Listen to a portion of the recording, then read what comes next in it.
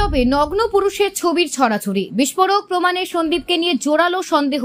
তদন্ত যত এগোচ্ছে, দুর্নীতিগ্রস্ত সন্দীপের একের পর এক কীর্তি তত সামনে আসছে। এবার সন্দীপ ঘোষের ল্যাপটপে মিলল একাধিক নগ্ন পুরুষের ছবি, আর তাতেই প্রশ্ন উঠছে, তবে কি সন্দীপ ঘোষ সমপ্রেমী? কারণ আগেই 2017 সালে হংকং এর একটি ঘটনা সামনে এসেছে, যেখানে সন্দীপ ঘোষ হংকং এর কুইন এলিজাবেথ হসপিটালে এক মেল নার্সের শ্লীলতাহানি করেছিল বলে অভিযোগ। ওই মেল নার্স যখন পোশাক পরিবর্তন করছিলেন, তখন তিনি আচমকা তার চেম্বারে ঢুকে পড়েন, নিতম্বে পরপর বেশ কয়েকটি চাপড় মারেন, এমনকি ওই নার্সের গোপনাঙ্গে হাত দিতে যান। যদিও সেই সময় ব্যাপারটি মিস আন্ডারস্ট্যান্ডিং বলে দাবি করেছিলেন সন্দীপ ঘোষ। তার দাবি ছিল তিনি নাকি ব্যথা নিরাময়ের বিষয়ে একটি ব্যায়াম ডেমোস্ট্রেট করে দেখাচ্ছিলেন।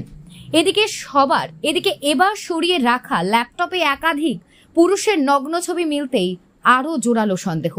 প্রসঙ্গত, এই ল্যাপটপটি সন্দীপ ঘোষ তার বেলেঘাটার বাড়ি থেকে সরিয়ে ফেলেছিলেন।